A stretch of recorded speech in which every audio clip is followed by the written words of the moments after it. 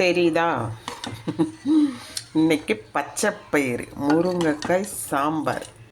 என்னடா அது பச்சைப்பயிரை தனியாகத்தானே கிடைக்கும் அப்படின்னு எல்லாம் யோசிக்கிறேன். தேவகிஸ் கிச்சனில் இப்படித்தான் ஏதாவது ஒரு இருக்கிறதுக்குள்ளாரையே பண்ணி சாப்பிட்ற ஆள் நான். அரை மாங்காய் அன்னைக்கு போட்டேன்னா சாம்பாரில். இது வந்துட்டு கொட்டையும் கொஞ்சம் மாங்காயும் இருந்துச்சு. அப்புறம் ஒரு 5-6 இது முருங்கைக்காய், 5 முருங்கைக்காய் வாங்கிட்டு வந்தேன். அதில் 4 முருங்கைக்காய் போட்டு ஒரு முருங்கைக்காய் பீஸு அப்படியே டப்பாவில் ஸ்டோர் பண்ணி வச்சுருந்தேன். எல்லாத்தையுமே பச்சை பயிரை கழிஞ்சிட்டு போட்டு தண்ணி விட்டு சாம்பார் தூள், உப்பு, தக்காளி, வெங்காயம் ஒன்று எல்லாம் ஒரே டைம் போட்டு மஞ்சத்தூள், உப்பு, பெருங்காயம் எல்லாம் போட்டு வேக விட்டாச்சு. இவ்வளவு எடுத்து வச்சுருக்கேன். இதை வந்து சாப்பரில் ஒரு ஓட்டு ஓட்டி அப்படியே உள்ளே போட்டுருவேன். ஏன்னா நான் உட்காந்துட்டு கடைஞ்சிட்டு இருக்கிறேன்னா அது முருங்காய் இருக்குது இல்லையா, முருங்காயை பச்சை பயிரை தனியாக வேக வச்சு முருங்காயை தனியாக வேக வச்சு அது மாதிரி வேண்டாம். ஏன்னு கேட்குறேன்னா எல்லாம் ஒரே டைம் வேகுது. இந்த பயிரெல்லாம் வந்து ஆன் த வே. இப்போ நம்ம ஊருக்கு போகிறோன்னு வைங்க, கோயம்புத்தூர் போகிறோம், திரும்பி வரும்போது காரில் எங்கள் மருமக வழியில் விவசாயிகள் ரோடோரம் விற்பாங்கள்ல நாட்டுப்பயிறு, இதுதான் வாங்குவாங்க பெரும்பாலும். கொள்ளு எல்லாம் கெட்டே போகாது. நீங்கள் எவ்வளோ நாள் வெளியே வச்சா கூட பூச்சி வந்த மாதிரி சரித்திரமே இல்லை. ரொம்ப ரொம்ப நல்லாயிருக்கும். அவங்களுக்கும் நாம் வந்துட்டு ஒரு நல்லது பண்ண மாதிரி இருக்கும். விவசாயிகளுக்கு என்னென்ன வாங்கிட்டு வந்தாங்கன்னா தட்டைப்பயிறு, சிவப்பில் ஒரு தட்டைப்பயிறு, கொஞ்சம் பீன்ஸ் விதை, இதெல்லாம் வாங்கிட்டு வந்தது போன வருஷம். இது போல் இப்போ மாங்காயோட புளிப்பு இருக்கிறனால புளியோ இதோ எதுவும் போட வேண்டாம். ஒரு தக்காளி போட்டோம், நாட்டு தக்காளி, அதே போதும். அந்த தக்காளியிலேருந்து எல்லாமே வெங்காயத்துலேருந்து வேக விட்டாச்சு. தாளிப்பு வந்துட்டு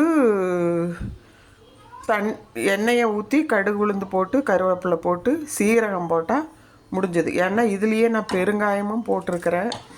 அப்புறம் வந்துட்டு நேற்று அரைச்சனில் மசாலா பம்கின் சீடு, ஒரு கொஞ்சம் சீரக சோம்பு, அதில் ஒரு ஸ்பூனும் போட்டிருக்கிறேன் ஒரு ஃப்ளேவருக்காக. சூப்பராக இருக்கும்.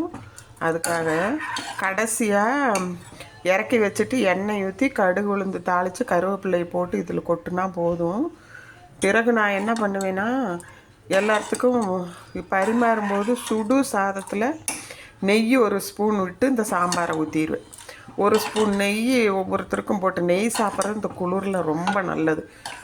ஒன்றும் கொழுப்பு சேர்ந்துடாது. நம்ம சாப்பிட்றதே வந்து பொரியல் 1008 இல்லை, ஒரே சாம்பார் தான் இன்றைக்கி பண்ணியிருக்குது. சூப்பராக இருக்கும். இது போல் செய்து பாருங்கள். அப்புறம் நான் பரிமாறும்போது காமிக்கிறேன். தாளிப்பெல்லாம் நான் காமிக்கல. தாளிப்பு எல்லோரும் பண்ணுறது தான், அதை காமிக்காட்டி என்ன. இப்போ இதை அடிக்க போகிறேன், மிக்சியில் போட்டு ஆற விட்ருக்கேன், அதனால காமிச்சேன் உங்களுக்கு. நீங்கள் வந்து பச்சைப்பயிறு ஒருக்கா வேக விடுவீங்க, இதை ஒருக்கா வேக விடுவீங்க, அதுபோல் செய்ய வேண்டாம். ஒரே தடவையில் வெந்துடும். துவர்டால் மாதிரிலாம் இல்லை. இந்த பயிறு வந்து நாட்டு பயிருங்கிறதுனால நிம்மசம் வெந்துடும். அதோட ஒன்றாவே வெந்துடுதே, மலர்ந்தே வெந்துடும். இப்போ நான் என்ன பண்ணேன், கொதிச்சதே சிம்மரில் விசிலுக்கு கூட விடலை. இன்றைக்கி எல்லாம் சேர்ந்து கலந்து வேகட்டும்னு அப்படியே விட்டுட்டேன். ஒரு 20 மினிட்ஸ்லேயே இந்தளவுக்கு நல்லா வெந்துருச்சு. இப்போ எல்லாமே போட்டாச்சு. நம்ம தாளிப்பு மட்டும்தான் பண்ணணும். அதை வந்து ஒரு ஓட்டி உள்ளே போடணும், அவ்வளோதான். மற்ற வச்சு கடையிறதுக்கெல்லாம் நான் மற்றெல்லாம் இல்லை. நான் வந்து சாப்பரில் 1-2 ஒரு அடி அடித்து உள்ளே போட்டுருவேன், மிக்சியில் போடாமல். சரியா? செய்துட்டு காமிக்கிறேன் பரிமாறும்போது. இன்றைக்கி காலையிலேருந்து வேலையை கிடையாது. ஒரு தோசை சாப்பிட்டதோட ஒரு காஃபி, 4 பிஸ்கட் சாப்பிட்டோம், குட்டி பிஸ்கட்டு, அவ்வளோதான். ஸ்ட்ரெயிட்டாக சாப்பாடு தான். ஓகேவா? அதில் ரைஸ், இதில் குழம்பு, ஹாட் பேக்கு, இது எதுவும் எடுக்கலை. சூடாக செஞ்சோமா சாப்பிட்டோமா. இன்றைக்கி அப்படித்தான் இருக்கணும்.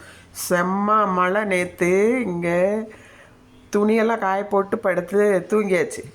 சரி அப்படின்னு பார்த்தா சூரிய பகவானும் இருக்கார், வர்ண பகவானும் வந்துட்டார். சத்தமே இல்லை. பயங்கர தூக்கம் தூங்கி சாயங்காலம் எந்திரிச்சு பார்த்தா எல்லா துணியும் நனைஞ்சு போச்சு. திரும்ப தூக்கியாந்து வீட்டுக்குள்ளாரே சிட் அவுட் சேனலில் போட வேண்டியதாக போச்சு. இதுதான் இங்கத்த நிலமை இப்போதைக்கு. இங்கே மழை பெஞ்சா தானே உங்களுக்கு தண்ணி வரும். Okay bye.